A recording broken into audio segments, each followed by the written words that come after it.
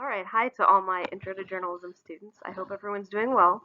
I miss seeing everyone. It's strange times, right? We're living through these historic times. And that's really what we're talking about for this week's lesson. So, First Amendment, what happens to the First Amendment during these closures and quarantines? And it's a question that there's not an answer to right now. And right now, people are worried about more pressing concerns than First Amendment rights, but I really do think that we're going to see a lot of cases popping up in the future. Just like we studied important cases for freedom and the First Amendment and freedom of speech in the beginning of the year, I think that we're going to see cases pop up from these weeks and months that we're kind of stuck at home in the future. I think journalism classes in the future are going to study cases that haven't yet been decided based on what we're living through. So before we talk about that, a couple reminders. Make sure you're working on your photo assignments. So this was last week's lesson. You are supposed to take one photo per day and really think about those rules of photography. So strong focus or rule of thirds or something like that. Make them engaging photos and then come up with a caption. And because these are personal records, you can use first person point of view in the captions. You can say I or my dog or my sister or whatever when you're referencing what's going on in the captions. And yes, I'm going to check these over. Yes, I'm going to give you feedback and a grade and all that. But really, what I want you to do is have this as a historical record. We're living through amazing times.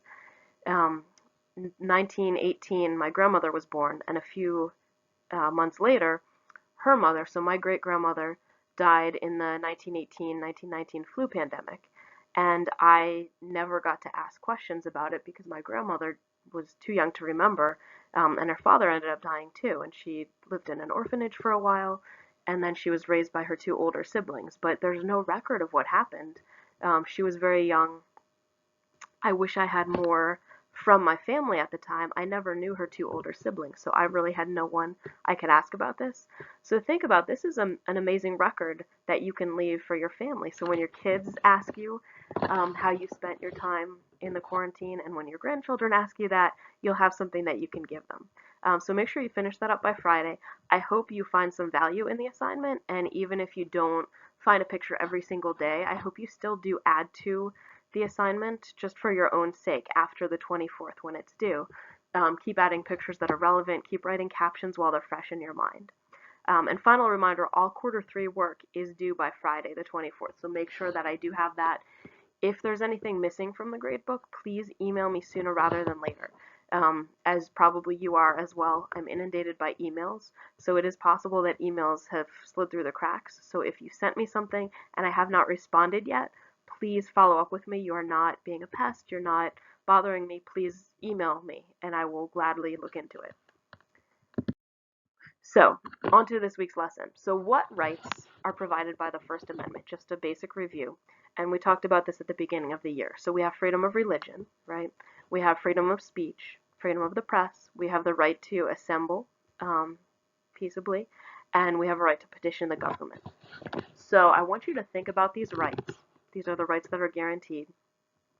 What of those rights, if any, are being harmed by these closures? And do you think that the threat of catching this virus is strong enough to justify that happening? So I hope that you've been following the news a little bit. I know sometimes we do have to step away from the news, so I also hope that you're doing that as well and finding something fun to work on. But if you're following the news, there's lots of people starting to challenge some of these shutdowns, and they're petitioning. They want things to open up again. They're concerned about economic fallout. I'm not taking a side. I'm just trying to present both sides of the issue.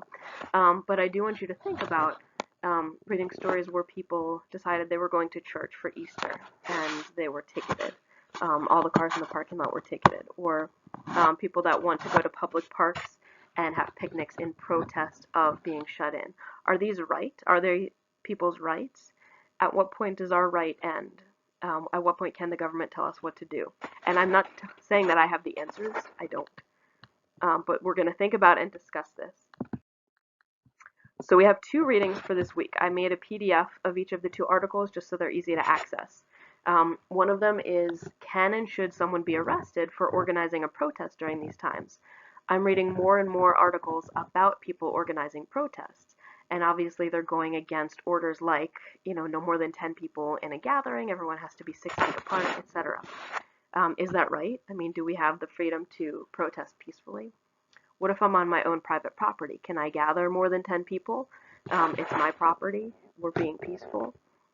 Or does the government have the right to tell us no?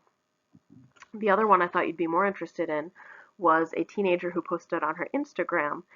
She thought she was sick. The test came out negative, but she thought she was sick or she wasn't tested right away.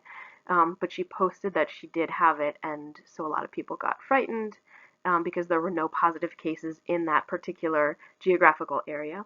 And so she was told she had to take down her post or be arrested. So the question is that similar to yelling fire in a crowded theater? Can you be arrested for posting symptoms that you have?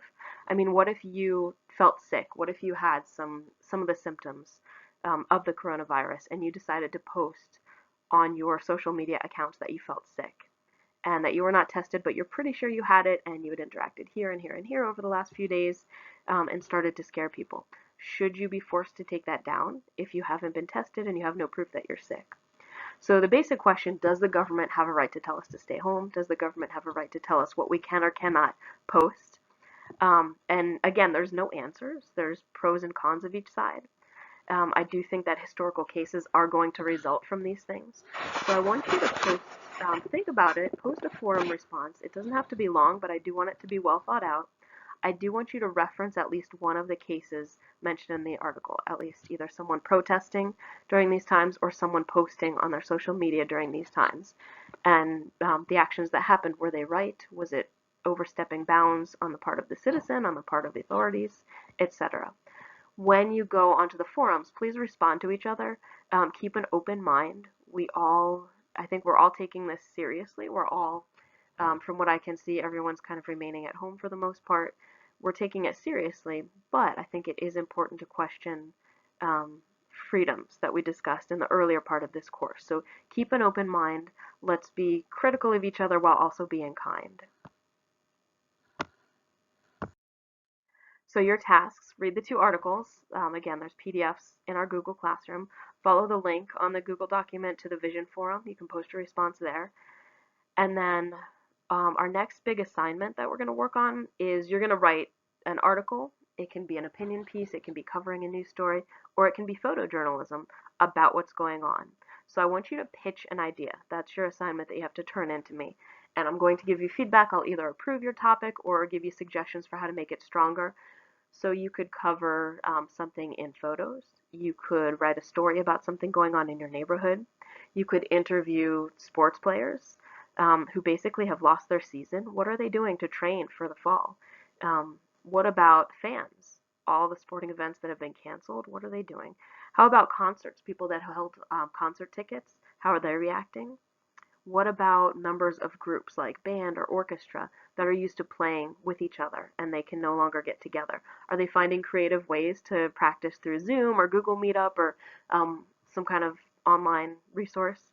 So I want you to think about something that you can write about and make sure that you can cover the topic remotely. You are not to come into contact with another person physically, aside from who already lives in your house. So you need to be able to contact them either through text, through email, through some kind of social media. Any pictures that you get, you can take yourself if you can get the pictures safely. You're not going to someone's house, entering their house, etc. Make sure your parents are aware of what you're doing, what you're working on, that they approve your topic. And I will also approve your topic as well. If you're not specific enough in your pitch, I will ask you for some follow-up, like where are you going to get your source for that? So that's really the most important thing that I need you to turn in to me. And you can have until next Sunday night to do that. So next week, we'll jump into what are the next steps. So you have your idea, what are the next steps for producing this. What we're going to do with this is we're going to publish, as I've been putting up your articles on our blog site, it's blogs.lcps.org/The Loudoun Raider. So I'm putting everything up in blog format for now. And then once I get all the articles in, we're going to have a print PDF. It'll look just like our printed issue, but it's in PDF. I'll have a Q3 PDF with, at this point it's old news, but it's still news that would be relevant if it were March 10th of 2020. And then we're going to have a Q4 issue, and the Q4 issue is going to focus really on the coronavirus, the lockdowns, and how people have been reacting. And it doesn't have to be entirely, I don't want it to be entirely about fear or statistics or things like that. I really want to focus on human stories. So, what are people doing now? We still want to cover the news, we want to feature people. What are they doing now during this time? And it could honestly be someone who started a really awesome hobby during this time. It doesn't have to be related to wearing a mask or feeling like you're going to get sick or anything like that. So I look forward to reading your pitches. I look forward to putting together the Q4 issue. This is going to be historic. So the PDF that we put on our webpage, decades and decades in the future, people are going to come back to it, just like we're coming back to 1918 and 1919 writings to see how people lived back in that pandemic. All right, if you have any questions, please email me. I check email all the time. I do have posted office hours Monday, Wednesday, Friday from 10 a.m. to 11:30, but honestly, if you email me, I'll respond usually within a couple hours, if not sooner.